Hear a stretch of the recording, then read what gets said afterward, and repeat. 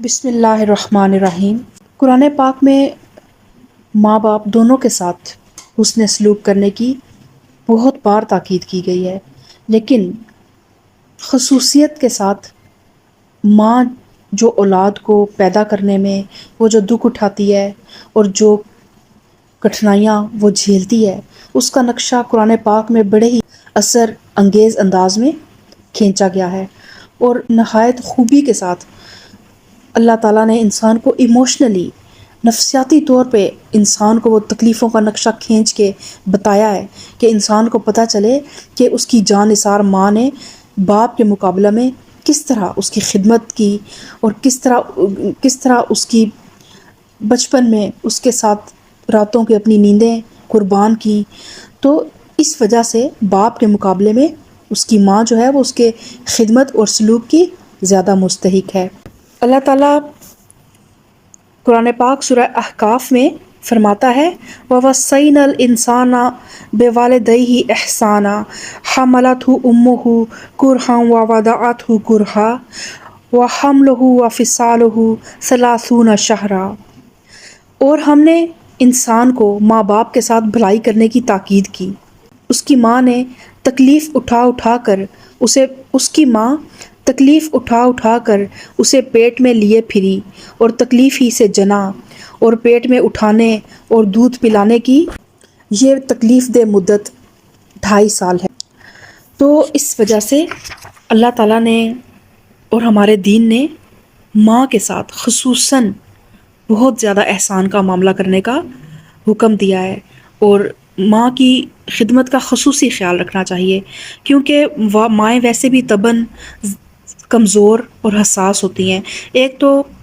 بچوں کی پیدائش ماں اپنے جسم کے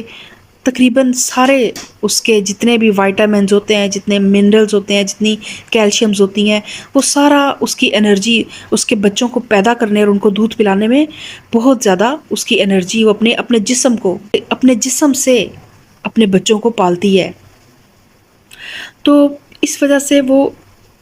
فزیکلی بھی کمزور ہوتی ہے اور جذباتی طور پر بھی وہ حساس ہوتی ہے۔ تو اس لیے انسان کی خدمت اور اس کے سلوک کی نسبتاً وہ زیادہ ضرورت مند بھی ہوتی ہے۔ پھر اس کے احسانات اور قربانیاں بھی باپ کے مقابلے میں کہیں زیادہ ہوتی ہیں۔ اس لیے ہمارا دین جو ہے اس نے ماں کا حق زیادہ بتایا ہے، اور ماں کے ساتھ خصوصی حسن سلوک کی ترغیب دی ہے ہمارے دین نے۔ اور حضرت ابو ہریرہ رضی اللہ تعالیٰ عنہ فرماتے ہیں کہ ایک شخص نبی کریم صلی اللہ علیہ وآلہ وسلم کی خدمت میں آیا اور پوچھا، اے اللہ کے رسول، میرے نیک سلوک کا سب سے زیادہ مستحق کون ہے؟ آپ نے فرمایا تیری ماں۔ اس نے پھر پوچھا کون ہے؟ آپ نے فرمایا تیری ماں۔ اس نے پھر پوچھا کون ہے؟ آپ صلی اللہ علیہ وآلہ وسلم نے ارشاد فرمایا تیری ماں۔ اس نے کہا پھر کون؟ تو آپ نے تب فرمایا تیرا باپ۔ اسی طرح حضرت جہمہ نبی کریم صلی اللہ علیہ وآلہ وسلم کی خدمت میں حاضر ہوئے اور فرمایا کہ اے اللہ کے رسول، میرا ارادہ ہے کہ میں آپ کے ساتھ جہاد میں شرکت کروں، اور اسی لیے آیا ہوں کہ آپ سے اس معاملے میں مشورہ لوں، فرمائیے کیا حکم ہے؟ نبی کریم صلی اللہ علیہ وآلہ وسلم نے اس سے پوچھا تمہاری والدہ زندہ ہیں؟ انہوں نے فرمایا جی ہاں زندہ ہیں۔ تو نبی کریم صلی اللہ علیہ وآلہ وسلم نے ارشاد فرمایا تو پھر جاؤ انہی کی خدمت میں لگے رہو، کیونکہ جنت انہی کے قدموں کے نیچے ہے۔ اب ادھر سے آپ ماں کی عظمت کا اندازہ لگا سکتے ہیں کہ ایک شخص میلوں سے دور سے سفر کر کے آتا ہے اور چاہتا ہے کہ نبی کریم صلی اللہ علیہ وآلہ وسلم کی مائیت میں دین کی سربلندی کے لیے جہاد میں شریک ہو، لیکن آپ صلی اللہ علیہ وآلہ وسلم اسے لوٹا دیتے ہیں اور فرماتے ہیں کہ جہاد میں شرکت تم اسی صورت میں کر سکتے ہو جب یا تو تمہارے والدین تمہیں اجازت دیں، یا پھر اپنی ماں کی خدمت کرو، تو یہی سب سے بڑا جہاد ہے۔ اور جو اللہ کی راہ میں جہاد کر کے جو جنت تم نے کمانی ہے، وہ جنت تمہاری ماں کے قدموں کے نیچے ہے، تو اس ماں کی خدمت کرو۔ اور اگر والدین غیر مسلم ہوں تب بھی ان کے ساتھ اچھا سلوک کرنا چاہیے، ان کا ادب اور ان کا احترام۔ اور اسی طرح حضرت اویس کرنی نبی کریم صلی اللہ علیہ وآلہ وسلم کے دور میں موجود تھے،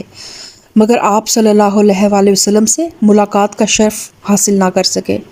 اور اس کی وجہ کیا تھی کہ ان کی والدہ بوڑھی تھیں۔ وہ دن رات انہی کی خدمت میں لگے رہتے، اور نبی کریم صلی اللہ علیہ وآلہ وسلم کے دیدار کی بڑی آرزو تھی۔ کون ایسا مومن ہوگا جو اس دور میں ہو اور اسے پتہ ہو کہ اللہ کے نبی، اللہ کے رسول موجود ہیں، تو وہ اس تمنا میں نہ تڑپتا ہو کہ اس کی آنکھیں اللہ کے رسول کے دیدار سے روشن ہوں۔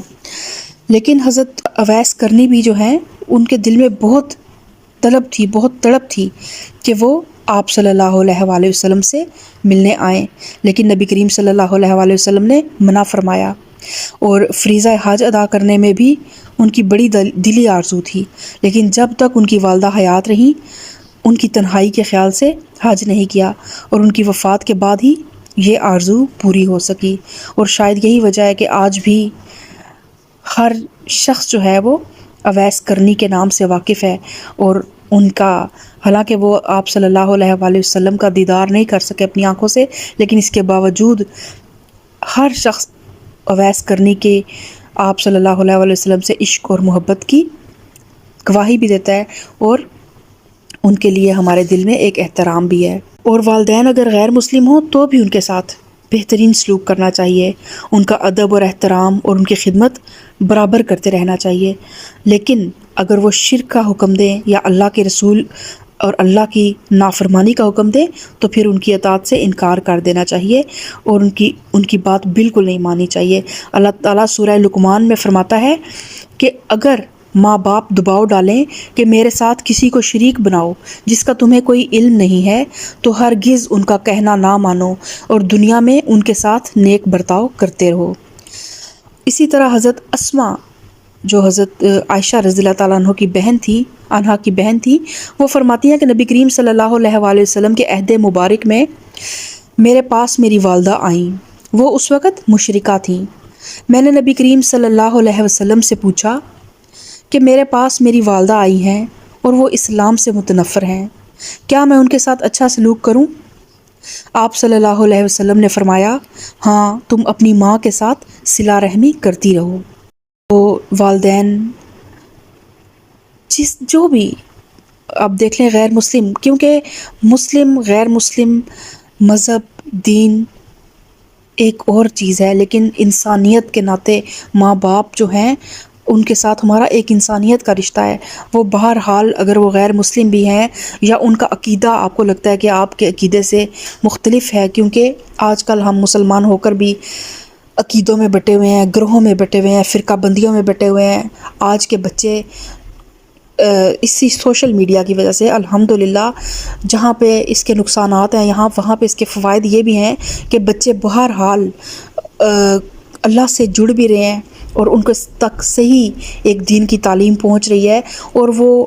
شرکیہ جو بھی معاملات ہیں ان سے محفوظ ہوتے جا رہے ہیں۔ تو بعض اوقات آپ کے عقائد اپنے والدین کے عقائد سے اگر ٹکرائیں تو کبھی بھی ان کے ساتھ بالکل بھی ایسی کوئی بات نہیں کرنی کہ وہ ان کی دل آزاری ہو، بلکہ اچھے طریقے سے، محبت سے، پیار سے ان کو اپنی صحیح بات کی طرف، صحیح دین کی طرف لانے کی کوشش کریں، اور ان کے لیے برابر دعا کرتے رہیں، ان کے احسانات کو یاد کر کے اللہ تعالیٰ کے حضور رو کے، گڑ گڑا کے اور انتہائی دل سوزی سے اور قلبی جذبات کے ساتھ اللہ سے ان کے لیے رحم کی اور کرم کی درخواست کیجیے۔ اور اللہ تعالیٰ نے بڑی خوبصورت دعا بتائی سورہ بنی اسرائیل میں۔ اللہ تعالیٰ فرماتا ہے وَقُلْ رَبِّ ارْحَمْهُمَا كَمَا رَبَّيَانِي صَغِيرًا، اور اللہ تعالیٰ فرماتا ہے کہ یہ دعا کرو کہ پروردگار ان دونوں پر رحم فرما جس طرح ان دونوں نے بچپن میں میری پرورش فرمائی تھی، یعنی کہ اللہ تعالیٰ جس طرح میری بچپن کی بے بسی تھی، میں ایک حرکت کرنے والا صرف ایک جسم تھا جس کو کوئی شعور نہیں تھا، مجھے اگر کوئی جانور کھا جائے تو شاید میں اپنے آپ کو نہ بچا سکتا، یا اگر مجھے ایک رات کے لیے باہر سردی میں چھوڑ دیتے تو شاید میں اس رات میں ہی ختم ہو جاتا، لیکن کہ میرے ماں باپ تھے جس نے میری بے بسی میں رحمت اور شفقت اور جاں فشانی سے اور محبت سے انہوں نے میری پرورش کی، میری خاطر اپنی عیش کو قربان کیا۔ تو اے پروردگار، اب یہ بڑھاپے کی کمزوری اور بے بسی میں مجھ سے زیادہ خود رحمت اور شفقت کے محتاج ہیں، تو اللہ میں ان کا کوئی بدلہ نہیں دے سکتا، تو ہی ان کی سرپرستی فرما اور ان کے حال زار پر رحم کی نظر فرما۔ اور اسی طرح رضائی ماں جو ہے اس کے ساتھ بھی اچھا سلوک کرنے کا حکم ہے، ان کی بھی اس طرح ہی خدمت کرنے کا حکم ہے جس طرح آپ اپنی سگی ماں کو، جنہوں نے آپ کو جنم دیا ہے، ان کی عزت اور احترام اور خدمت کرتے ہیں، اس طرح رضائی ماں کا بھی، کیونکہ وہ بھی آپ کو زندگی دینے کا باعث بنی، اس نے اپنے حصے کی غذا اپنے جسم کو کمزوری میں ڈال کر اس نے آپ کو دودھ پہنچایا، آپ کو غذا پہنچائی، تو پھر اس کا ادب اور احترام آپ پہ لازم ہے۔ حضرت ابو طفیل رضی اللہ تعالیٰ عنہ کہتے ہیں کہ میں نے نبی کریم صلی اللہ علیہ وآلہ وسلم کو دیکھا کہ آپ گوشت تقسیم فرما رہے تھے، اتنے میں ایک عورت آئی اور نبی کریم صلی اللہ علیہ وآلہ وسلم کے بالکل قریب پہنچ گئی۔ آپ نے اس کے لیے اپنی چادر بچھا دی، وہ اس پر بیٹھ گئیں۔ میں نے لوگوں سے پوچھا یہ صاحبہ کون ہے؟ تو لوگوں نے بتایا کہ یہ نبی کریم صلی اللہ علیہ وآلہ وسلم کی وہ ماں ہیں جنہوں نے آپ کو دودھ پلایا تھا۔ اللہ تعالیٰ ہمیں ان تمام جو بھی قرآن سے، حدیث سے یا کسی بھی نیک انسان سے، کسی بڑے کی نصیحت سے ہمیں اپنے ماں باپ کے جو بھی حقوق ہیں اللہ تعالیٰ ہمیں انہیں پہچاننے کی توفیق عطا فرمائے، کیونکہ اللہ تعالیٰ تک پہنچنے کا ذریعہ یہی وہ